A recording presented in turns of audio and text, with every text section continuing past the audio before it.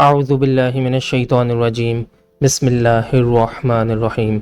السلام علیکم سامعین، آج ہم ممتاز مفتی کی کتاب علی پور کے اہلی کے 78ویں حصے کا آغاز کریں گے۔ اس وقت ہم اس کتاب کا جو باب پڑھ رہے ہیں اس کا نام ہے بن باسی۔ آج ہم اس کتاب کا صفحہ نمبر 706 سے آغاز کریں گے۔ آئیے شروع کرتے ہیں۔ 17واں لے پالک۔ ایک روز جب وہ مسٹر لے پالک کو دوسری قسط ارسال کر رہی تھی تو محمود نے کہا، میڈم یہ آپ کیا کر رہی ہیں؟ آپ نقد روپیہ بھیج دیتی ہیں اور مسٹر فلپ اسے ادھر ادھر خرچ کر دیتے ہیں اور سگریٹ اس کی تمام ضروریات ویسی کی ویسی پوری ہوئے بغیر رہ جاتی ہیں۔ تو میں کیا کروں؟ میڈم چلائی۔ سیدھی بات ہے، محمود بولا، روپیے کی جگہ سگریٹ، وسکی، چائے، کافی وغیرہ بھیجیے تاکہ ضروریات پوری ہو جائیں۔ سچ؟ وہ چلائی اور بچوں کی طرح خوشی سے تالیاں پیٹنے لگی۔ یہ بات تو مجھے سوجی ہی نہیں، جبھی تو سمجھا رہا ہوں۔ وہ ہنسا۔ سچ؟ وہ سنجیدگی سے بولی، تمہارے بغیر۔ وہ دفتن رک گئی۔ اس روز غالباً پہلی مرتبہ واضح طور پر اس حقیقت کا اظہار کرتے کرتے اس نے خود کو روک لیا۔ محمود پھر بھی بات کو پا نہ سکا اور مسز فلپ اس حقیقت کو واضح طور پر پانے کے بعد شدت سے اسے نظر انداز کرنے اور بھول جانے کی کوشش میں کھو گئی۔ جب ایلی ان کے ساتھ نیا شہر پہنچا تو ان دونوں کی کچھ ایسی کیفیت تھی۔ وہ پا نہ سکا تھا، وہ پا چکی تھی، لیکن نظر انداز کرنے کی کوشش میں شدت سے مصروف تھی۔ ادھر مسٹر فلپ نقد روپیے کی جگہ اشیاء کی پیٹی موصول کر کے حیران رہ گیا تھا۔ ایسی بات تو کبھی نہ ہوئی تھی۔ اس کی پیاری بیوی تو ہمیشہ اسے نقد روپیہ بھیجا کرتی تھی اور منی آرڈر سے نہیں بلکہ تار کے ذریعے، اور آج غیر از معمول سگریٹ کے ڈبوں اور وسکی کی بوتلوں کی پیٹی اس کے روبرو پڑی تھی۔ خیر اشیاء تو کچھ بری نہ تھیں، لیکن وہ اس افراد سے بھیجی گئی تھیں کہ مہینہ بھر مطالبہ کرنے کی گنجائش نہ رہی تھی اور نقد روپیہ وصول کرنے کی کوئی امید نہ تھی۔ یہ دیکھ کر وہ چڑ گیا۔ نہ جانے میری بیوی کو کون ایسے گر بتا رہا ہے، ورنہ وہ تو صرف محسوس کرنا جانتی ہے، سوچنا نہیں۔ مسٹر فلپ نے اس بھید کو جاننے کے لیے اپنے ذرائع استعمال کرنے شروع کر دی اور غالباً گھر کے کسی نوکر نے مسٹر فلپ کو صورتحال سے واقف کر دیا۔ ایلی کے نیا شہر پہنچنے پر میڈم کو یاد آیا کہ ویلفیئر کے طالب علموں کے پرچے جو اس کے پاس دیکھنے کے لیے آئے ہوئے تھے، انہیں چیک کر کے واپس کرنے کی تاریخ سر پر آ پہنچی تھی۔ اس لیے اس نے محمود کو بلایا اور اس نئی مشکل کا تذکرہ کیا۔ محمود نے کہا، میڈم اس میں کیا مشکل ہے؟ اگر ہم 4 شخص بیٹھ جائیں تو ایک رات میں 1200 پرچے ختم کر دیں گے۔ میں ہوں، ایلی ہے، آپ ہیں، اس کے علاوہ آپ کی ڈپٹی ناظمہ ہے۔ میڈم کو یہ تجویز پسند آئی اور ایک رات وہ چاروں میڈم کی کوٹھی کے بڑے کمرے میں بیٹھ گئے تاکہ پرچے دیکھ کر صبح سویرے انہیں واپس بھجوا دیں اور اس اہم فرض سے سبکدوش ہو جائیں۔ ادھر مسٹر فلپ کو جب معلوم ہوا کہ میڈم کا ایک کلرک اسے ایسے ویسے مشورے دے رہا ہے تو اس نے سوچا کہ اس مصیبت کو کسی طرح شروع میں ہی ٹالنا چاہیے، ورنہ اگر مسز فلپ اسی راستے پر چل نکلی تو پھر اس کا زاویہ نگاہ بدلنا مشکل ہو جائے گا۔ اس لیے صورتحال کو جانچنے کے لیے اس نے 8 یوم کی رخصت لی اور اطلاع دیے بغیر نئے شہر آ گیا۔ دن بھر وہ اسٹیشن پر ویٹنگ روم میں بیٹھا رہا۔ جب رات پڑی تو چھپ کر گھر آیا۔ آ کر اس نوکر سے ملا جس نے اطلاع بہم پہنچائی تھی۔ نوکر ہنس کر بولا، صاحب وہ تو اس وقت بھی اندر کمرے میں بیٹھے ہیں، 2 مرد ہیں، 1 عورت ہے اور میڈم ہے۔ یہ سن کر مسٹر فلپ کی آنکھوں میں خون اتر آیا۔ اس نے سب نوکروں کو اکٹھا کیا، ایک پلان مرتب کیا جس کے مطابق ایک نوکر نے بجلی کا مین سوئچ بند کر دیا اور باقی سب نے اس کمرے پر یلغار بول دی جس میں ایلی، محمود، میڈم اور ناظمہ پرچے دیکھنے میں مصروف تھے۔ بجلی بند ہوتے ہی کمرے میں ایک ہنگامہ مچ گیا۔ محمود نے ایک چنگاڑ سی ماری، میڈم چلانے لگی، ناظمہ چیخ رہی تھی، ایلی حیران تھا کہ ماجرا کیا ہے۔ ایک جوتا اس کے سر پر پڑا۔ ارے وہ اٹھ بیٹھا۔ کمرے میں سے عجیب غریب آوازیں آ رہی تھیں۔ وہ ڈر گیا۔ کمرے کی ایک کھڑکی مکمل کھلی تھی۔ محمود نے باہر چھلانگ لگا دی اور پھر چیخنے لگا، ایلی ایلی۔ محمود کی آواز سن کر ایلی کا دل بیٹھ گیا۔ اس نے خطرے کو شدت سے محسوس کیا اور وہ کھڑکی کی طرف بھاگا۔ اس وقت رات کے 2 بجے تھے۔ محمود اور ایلی چپ چاپ ویران گلی میں دوڑ رہے تھے، لیکن بات کیا تھی؟ ایلی پوچھ رہا تھا۔ خاموش۔ محمود کا رویہ سے اور بھی ڈرا رہا تھا۔ اپنے مکان کے قریب پہنچ کر محمود رک گیا، بولا، گھر جانے میں خطرہ ہے۔ لیکن کیوں؟ ایلی نے پوچھا۔ شاید وہ پولیس لے کر ہمارے گھر آ جائیں۔ लेकिन कौन? एली ने पूछा। वही, महमूद बोला, जो वहां मैडम के घर आए थे। वो थे कौन? एली ने पूछा। मालूम नहीं, लेकिन मुझे खतरे की बू आती है। दुश्मन वार करने से नहीं चूकेगा। तो फिर? एली ने पूछा।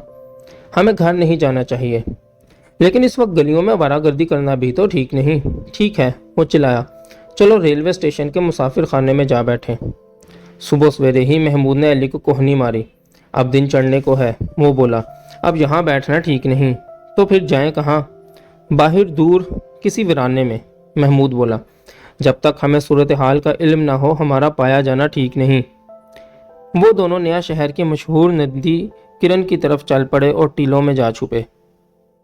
उधर मैडम को जब मालूम हुआ कि यह हरकत इसके खामन ने की थी और इसे शक था कि मैडम और महमूद के दरमियान नाजायज़ ताल्लुकात हैं, तो वो जिद में आ गई और एक जुमले से इसने अपने शोहर को खामोश कर दिया।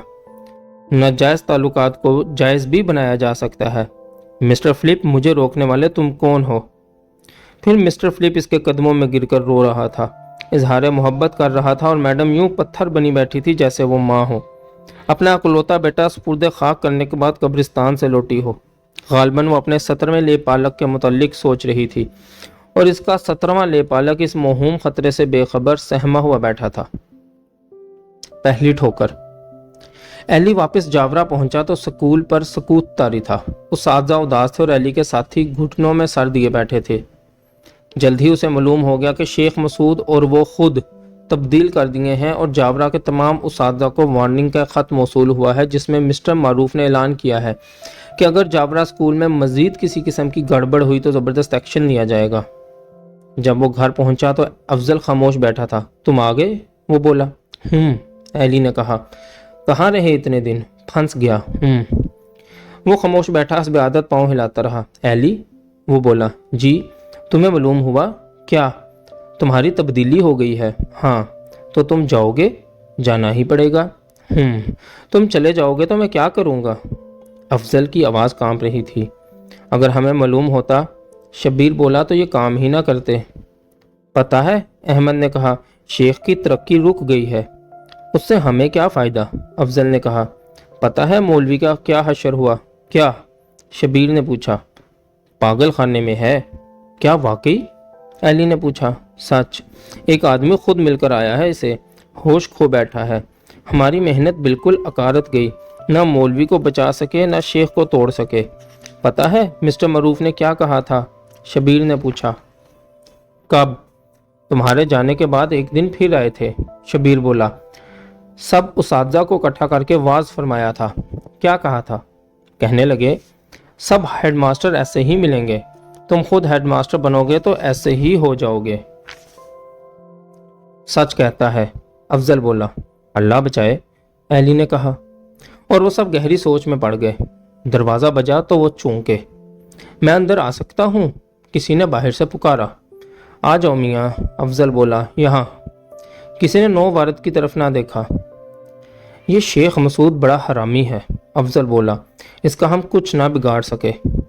ये तो गलत है, नौ वारद ने कहा। उन्होंने नौ वारद की तरफ देखा। सामने शेख मसूद खड़ा मुस्कुरा रहा था। तुमने मेरी वो पिटाई की है, वो कहकहा मारकर हंसा, जो आज तक कोई ना कर सका था। मैं तुम्हारी अजमत का एतराफ़ करने आया हूँ। नहीं शेख साहिब, अफजल ने कहा, जो तुमने मौलवी के साथ किया हम इसका इंतकाम नहीं ले सके। अच्छा, तुम मौलवी का इंतकाम ले रहे थे? और मैं सोच रहा था, या अल्लाह, आखिर आसफ़ी का मेरे खिलाफ हो जाना किस वजह से है? मैंने आज तक आसफ़ी के खिलाफ कुछ नहीं किया, उल्टा मुझे आसफ़ी से एक लगाव सा है। क्यों आसफ़ी साहिब, क्या ये सच है कि तुम मौलवी का इंतकाम ले रहे थे? सच है, एली बोला। हाँ, शेख ने सर झुका लिया। मौलवी से मजाक में ज़्यादती हो गई। बहरहाल मैं चाहता हूँ कि हम दोस्तों की तरह जुदा हों। उसने हाथ बढ़ाया। आज से तुम मेरे दोस्त हो, हमेशा ही थे। मेरे दिल में तुम्हारे खिलाफ गुस्सा बहुत था, लेकिन इसके साथ मैं तुम्हारी काबिलियत का भी मोतरफ हूँ। शेख की आवाज़ जज्बे से कांप रही थी, इसकी आंखें नमनाक थीं। मैं हरामी ही सही, लेकिन ऐसे आदमी की दोस्ती अच्छी होती है। हाथ मिलाते हुए वो कहने लगा, जिंदगी में मेरी ये पहली ठोकर है। ठोकर तो लगी ही नहीं, अफजल मुस्कुराकर बोला। लगी है, शेख ने जवाब दिया। सिर्फ तरक्की ही बंद हुई है ना, अफजल ने कहा। ٹھوکر دل پر لگتی ہے، تنخواہ پر نہیں۔ اچھا، خدا حافظ۔ بیراگن۔ جاورا چھوڑنے کے بعد ایلی کا دل پھر سے اچٹ ہو گیا۔ محبت کے متعلق اس کے احساسات میں تلخی پیدا ہو چکی تھی۔ اب زندگی میں پہلی مرتبہ اسے دوسرے پہلو کی تلخی کا احساس ہوا تھا۔ وہ گہری سوچ میں پڑ گیا تھا۔ کیا یہ زندگی ہے؟ کیا زندگی میں انصاف کو دخل نہیں؟ کیا اللہ میاں بھی مسٹر معروف کی طرح خالی ایڈمنسٹریشن کر رہے ہیں؟ کیا وہ بھی ایک ہیڈ ماسٹر ہیں؟ اسکول کی فضا سے وہ بیزار ہو چکا تھا۔ یہ ادارے جہاں ملک کی آئندہ نسلوں کی تشکیل ہو رہی تھی، اساتذہ اور ہیڈ ماسٹر کی عجیب و غریب ذہنیتوں کی وجہ سے تعفن سے بھرے ہوئے تھے۔ اساتذہ کے انداز میں خود پرستی، جابریت اور جھوٹے وقار کی جھلک تھی، اور ان پر بے حسی کا کلف لگا ہوا تھا۔ ان کے خیالات میں وسعت کا فقدان تھا۔ گھریلو معاملات کے الجھاؤ کا عکس ان کی شخصیتوں میں جھلکتا تھا۔ وہ علم کی ظاہری شکل پر مرکوز تھے، مفہوم ان کی نگاہ سے اوجھل تھا۔ ایلی کی نگاہ میں وہ سب کیڑے تھے، رینگنے والے کیڑے۔ سینٹرل ماڈل اسکول کے کلاس انچارج کی طرح وہ چھڑی کے سہارے چل رہے تھے۔ ان کا ایمان تھا کہ چھڑی ہاتھ میں ہو تو سب مشکلات دور ہو جاتی ہیں، اور ایلی کو سب سے بڑا ڈر تھا کہ ایک روز وہ بھی ویسا ہی ہو جائے گا۔ وہ بھی خاصوں میں لکھی ہوئی تعویلوں کو علم سمجھنے لگے گا، بچوں کے ذہن پر آہنی پابندیاں ڈالنے کو اخلاق سے تعبیر کرے گا، اور پھر وہ بھی ہیڈ ماسٹر بن جائے گا۔ اس خیال پر اس کا دل دھک سے رہ جاتا۔ نہیں، ایسا نہیں ہوگا، ایسا نہیں ہو سکتا۔ جاورا کی سازش سے ایک فائدہ ضرور ہوا تھا۔ اس کے ذہن سے شہزاد کی بے وفائی کی تلخی دور ہو چکی تھی۔ اگرچہ کانٹا ویسے ہی لگا تھا، لیکن اب وہ درد میٹھے درد کی حیثیت اختیار کر چکا تھا۔ شہزاد کی بے وفائی نے ایلی کے جذبے کو کم نہیں کیا تھا، الٹا اسے قائم کر دیا تھا، تقویت بخش دی تھی۔ طبعی طور پر ایلی بے وفا محبوب سے محبت کرنے والا شخص تھا۔ اس کے نزدیک محبت فرت بخش جذبہ نہ تھا، بلکہ فرت بخش جذبات تو اس کی نگاہ میں عیش پرستی کے مظہر تھے، اور محبوب پر شک و شبہ کرنے کی عادت جو اس نے پال رکھی تھی اسی وجہ سے تھی۔ اگر محبوب بے وفائی نہ کرے تو اس کی محبوبیت کی حیثیت قائم رکھنے کے لیے ضروری تھا کہ اس پر موہوم بے وفائی تھوپ دی جائے اور خیالی رقیب قائم کر کے محبت کے جذبے کو حقیقی بنا لیا جائے۔ جب سے وہ شہزاد کے گھر سے نکلا تھا، ایلی کے ذہن میں شہزاد کی محبوبیت کو 4 چاند لگ گئے تھے۔ اب وہ بے وفا حسینہ ایلی کے تخیل میں رقیب سے ہنستی کھیلتی نظر آتی تھی، اور ایلی کی طرف دیکھ کر نفرت بھرا کہکہا لگاتی۔ تم؟ اس کے ہونٹ تحقیر سے بٹوا سا بن جاتے اور اس کا کہکہا گونجتا۔ اس پر ایلی محسوس کرتا کہ واقعی سے شہزاد سے محبت ہے، اور اس کی محبت کو عیش پرستی سے دور کا واسطہ بھی نہیں۔ اب وہ ایک سچے عاشق کی طرح اس امید پر جی رہا تھا کہ ایک روز شہزاد کی آنکھیں کھلیں گی اور وہ محسوس کرے گی کہ واقعی ایلی اس کا سچا عاشق تھا، اور رقیب تو صرف مطلب پرستی کے لیے اس کا ساتھ بنا ہوا تھا۔ پھر وہ اف کی طلبگار ہوگی اور آ کر اس کے قدموں میں گر پڑے گی۔ مگر وہ سوچتا، میں اسے قدموں پر گرنے نہیں دوں گا۔ اس نے مجھے ذلیل کیا تھا، لیکن میں اسے ذلیل نہ ہونے دوں گا۔ قدموں پر گرنا تو میرا کام ہے۔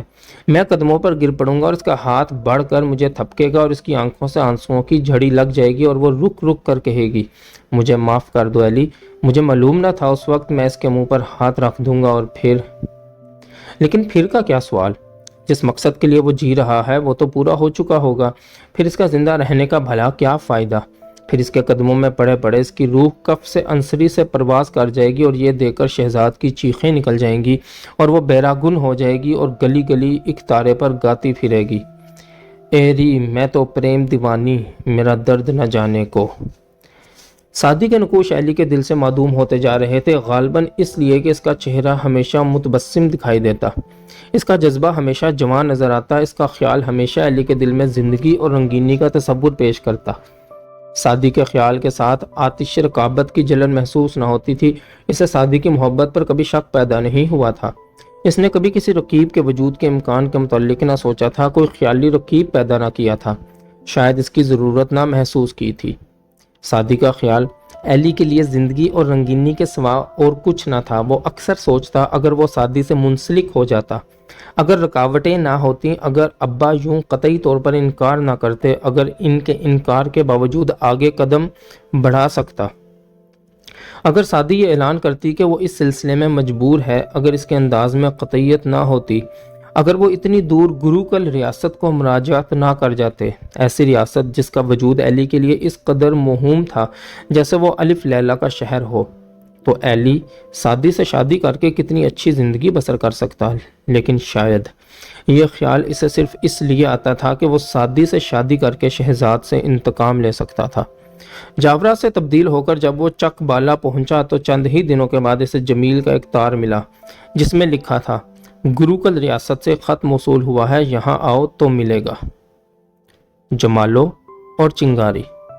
جب وہ خانپور پہنچا تو علی احمد پنجے جھاڑ کر اس پر جھپٹ پڑے۔ بھائی ایلی نے تو حد کر دی، وہ بولے۔ مسٹر معروف کہہ رہے تھے کہ انکوائری میں وہ باتیں کی آپ کے فرزند نے کہ کیا بتاؤں، اس کو تو وکیل ہونا چاہیے تھا۔ وہ ہنسے۔ مسٹر معروف نے ایلی کی بڑی تعریف کی اور نصیر کی ماں پتہ ہے کیا کہنے لگے، آخر کیوں نہ ہو، کس باپ کا بیٹا ہے۔ ساری تان مجھ پر توڑ دی، لیکن ایک بات ہے، نصیر کی ماں کہتے تھے دستور کے مطابق ایلی کو سسپینڈ کر دینا چاہیے تھا۔ وہ کیا ہوتا ہے؟ راجو نے پوچھا۔ وہ ہنسے۔ تمہیں کیا معلوم کہ کیا ہوتا ہے، مطلب یہ ہے کہ نوکری سے چھٹی ہے۔ وہ چلائی۔ ہاں، علی احمد بولے، لیکن ہمارا بیٹا ہے نا، سمجھی؟ کیا سمجھی؟ ایلی کو اس پر غصہ آ گیا۔ یعنی آپ کا مطلب ہے کہ آپ کی وجہ سے میں نوکری پر قائم ہوں؟ ایلی نے دبی زبان سے کہا۔ بالکل، وہ بولے، ورنہ ایک دن بھی نوکری نہیں کر سکتے تم۔ علی احمد جلال میں آگے۔ یعنی مجھ میں ذاتی طور پر قابلیت نہیں کہ نوکری پر فائز رہ سکوں۔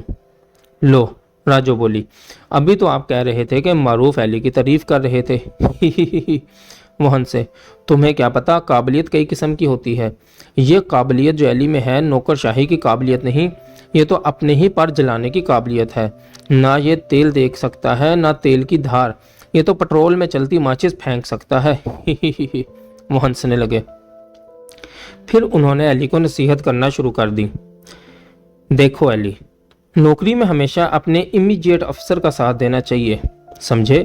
چاہے وہ اچھا ہو یا برا، غلطی کر رہا ہو یا ظلم، تمہیں اس سے کیا؟ اور یاد رکھو، تم پر کوئی ظلم نہیں کرے گا۔ کیسے کرے گا؟ کیا اسے معلوم نہیں کہ تم کس کے بیٹے ہو اور ہمارے معروف سے کتنے تعلقات ہیں؟ یہ لوگ آنکھوں کے اندھے ہوتے ہوئے ہر بات کی خبر رکھتے ہیں۔ اور دیکھو نا، اگر اپنے افسر کے خلاف کوئی کارروائی کرنی ہو، وہ بولے، تو خود کچھ نہیں کیا کرتے بلکہ دوسروں کو اکسا دیا۔ وہ سنا ہے تم نے، نصیر کی ماں تم سے کیا چھپا ہے؟ ذرا ایلی کو سمجھا دو، یہ گر بڑا آرام دہ رہتا ہے۔ ابا کی باتوں سے اکتا کر ایلی جمیل کی طرف چل پڑا۔ راستے میں نکی کے مکان پر رک گیا، دروازہ کھٹکھٹایا۔ نکی صاحب کہاں ہیں؟ اس نے نوکر سے پوچھا۔ جی وہ تو شکار پر گئے ہیں، نوکر نے کہا۔ شکار پر؟ جی ہاں، وہ بولا۔ کسی خاص تقریب پر گئے ہیں کیا؟ جی نہیں، وہ بولا، وہ اکثر شکار پر جاتے ہیں۔ ارے وہ تو جوتے سیا کرتے تھے۔ جی بابو جی، نوکر ہنسا۔ پہلے جوتے سیا کرتے تھے، آج کل شکار کھیلتے ہیں۔ ارے، ایلی ہنس پڑا۔ پہلے چڑیاں کاٹتے تھے، پھر جوتے سینے لگے، اور اب شکار؟ مالٹا میٹھا۔ ایلی کو دیکھ کر جمیل کی باتیں کھل گئیں۔ یار تم آ گئے، وہ بولا۔ بڑا اچھا کیا تم نے، 2-4 روز رونق رہے گی، مزہ آ جائے گا۔ اور وہ خط کیا صرف مجھے بلانے کا بہانہ تھا؟ ایلی نے پوچھا۔ نہیں نہیں، وہ بولا، تمہاری قسم تم سے جھوٹ نہیں بولا، آج تک کوئی چلاکی نہیں کی۔ ایلی نے غور سے اس کی طرف دیکھا۔ پیے ہوئے ہو کیا؟ ایلی نے پوچھا۔ بھائی واہ، وہ ہنسا، یہ کیا چھپانے کی بات ہے؟ بڑی بہادری کی تم نے کہ بوجھ لیا۔ اے بھائی، جب خاموشی سے تمہاری بات سنوں تو سمجھ لو کہ خالی ہوں، اور جب بات کروں تو سمجھ لو کہ قائم ہوں۔ نشہ وشا نہیں ہوتا؟ زبان سے رنگ اتر جاتا ہے، بس اتنا، صرف اتنا۔ وہ خاموش ہو گیا۔ تم سمجھتے ہو، جمیل بولا، کہ صرف تمہیں ہی سوچتی ہیں، یہ غلط ہے۔ شاید مجھے تم سے بھی زیادہ سوچتی ہیں، تم سے بھی زیادہ انوکھی، لیکن جب تک مالٹا مٹھا کا ادھیا اندر نہ ہو، زبان گنگ رہتی ہے۔ سالی کو وہ زنگ لگا ہوا ہے کہ اترتا نہیں۔ تم پی کر آپے میں نہیں رہتے، میں پی کر اپنے آپ میں آ جاتا ہوں، بس اتنا فرق ہے۔ بکو نہیں، ایلی چلایا۔ لو، جمیل چلایا۔ ہم بات کریں تو بکو نہیں۔ بھائی واہ، اور تم خود باتیں کرو تو پیور وزڈم۔ تمہاری بات عقل کا نچوڑ، ہماری بکواس اچھا انصاف ہے بھائی۔ اچھا وہ خط نکالو، ایلی نے کہا۔ خدا کی قسم، جمیل بولا، کیا خط ہے؟ واہ واہ، اگر مجھے کوئی ایک محبت بھرا خط لکھ دیتی تو کبھی بوتل کا محتاج نہ ہوتا عمر بھر، لیکن کسی حرام زادی نے نہیں لکھا، اور نتیجہ یہ ہے، جب تک اندر مالٹا میٹھا نہ جائے بات نہیں بنتی۔ تمہاری بیوی نہیں منع کرتی تمہیں؟ ایلی نے پوچھا۔ پہلے پہل جب نئی نئی آئی تھی تو کیا کرتی تھی، اب نہیں، خدا کی قسم اب تو اکساتی ہے۔ وہ کیوں؟ کبھی توبہ کر لوں تو مصیبت پڑ جاتی ہے اسے، پھر وہ بہانے بہانے مجھے اکساتی ہے کہ توبہ توڑ دوں۔ لیکن کیوں؟ ایلی نے پوچھا۔ وہ ہنسنے لگا۔ اسے معلوم ہو گیا ہے کہ یہ ناؤ پانی بغیر نہیں چلے گی۔ تمہاری ناؤ واقعی اس پانی کے بغیر نہیں چلتی، ایلی نے کہا۔ جمیل ہنسنے لگا۔ میری ناؤ کو کون پوچھتا ہے، چاہے چلے نہ چلے۔ تو پھر؟ ایلی نے پوچھا۔ بھائی اس کی ناؤ نہیں چلتی، عجب چکر ہے نا، مالٹا میٹھا میں پیوں اور ناؤ اس کی چلے۔ وہ کہا مار کر ہنسنے لگا۔ لیکن وہ خط تو دکھاؤ، ایلی نے کہا۔ وہ خط دکھانے والا نہیں، جمیل بولا، تعویذ بنا کر گلے میں ڈالنے کے قابل ہے۔ میں نے ایسا خط کبھی نہیں دیکھا۔ تم بڑے خوش قسمت ہو، خدا کی قسم بڑے خوش قسمت ہو۔ اگر مجھ سے کوئی اس کا 10واں حصہ پیار کرتا تو میں نہ جانے کیا ہو جاتا، خدا کی قسم۔ اور پھر وہ تو عالم ہے، عالم، اور سب سے بڑی بات یہ ہے کہ پائے کا عالم ہونے کے باوجود اس میں لڑکی بے حد نمایاں ہے، ورنہ پڑھ لکھ کر یہ آج کل کی چھوکریاں نسائیت کھو دیتی ہیں۔ سچ کہنا ٹھیک کہتا ہوں یا نہیں؟ اور پھر یہ خط اس نے تمہیں نہیں لکھا تو پھر کس کو لکھا ہے؟ ایلی نے پوچھا۔ اپنی بھابھی کو۔ کون سی بھابھی؟ اس کا کوئی بھائی ہے؟ وہ بولا۔ انصر نام ہے یا نصیر مجھے نہیں معلوم، معلوم ہوتا ہے اس کا نیا نیا بیاہ ہوا ہے، اس کی بیوی کو خط لکھا ہے۔ تو پھر یہاں کیسے آ گیا وہ خط؟ ایلی نے پوچھا۔ وہ شعر سنا ہے تم نے، شراب سیخ پہ ڈالی کباب شیشے میں؟ جمیل گانے لگا۔ تو یہ کسی کے آنے کا اعجاز ہے، ایلی نے کہا۔ جمیل ہنسنے لگا۔ خود اسے لکھا ہے، لیکن اس بیچاری کے نام صرف سرنامہ ہے، باقی سارے خط میں تمہارا تذکرہ ہے، اور تمہارے خیال سے اس قدر بھری بیٹھی تھی کہ لفافے پر پتہ بھی تمہارا ہی لکھ دیا۔ واہ واہ، لگن ہو تو ایسی ہو۔ وہ ہنسنے لگا۔ ایلی نے وہ خط پڑھا تو اس کا دل ڈوب گیا۔ شادی کے جذبے کی شدت مجسم ہو کر اس کے روبرو آ کھڑی ہوئی۔ اس کے انداز بیان میں اس قدر جذبہ، اس قدر لطافت اور رنگینی تھی کہ وہ تڑپ گیا۔ اس نے بھی شادی کے دکھ کو محسوس نہیں کیا تھا۔ اس کے لاشعور میں شادی اور غم دو متضاد چیزیں تھیں، لیکن شادی کا خط پڑھ کر ایلی پر گویا دکھ کا ایک پہاڑ آ گرا۔ اس کا جی چاہتا تھا کہ کپڑے پھاڑ کر باہر نکل جائے اور پھر جوگی بن کر پہاڑی پر جا بیٹھے۔ 2-1 دن تو وہ پڑا آہیں بھرتا رہا، پھر شدت جذبہ سے مجبور ہو کر علی احمد کے سامنے جا کھڑا ہوا اور اس نے شادی کا تذکرہ پھر سے چھیڑ دیا۔ علی احمد پہلے تو اس کے تیور دیکھ کر گھبرا گئے، لیکن جلد ہی انہوں نے پینترا بدلا اور اپنی عادت کے مطابق ہنسنا شروع کر دیا۔ نصیر کی ماں، یہ سنا تم نے؟ اور اس ہی میں بات دب کر رہ گئی۔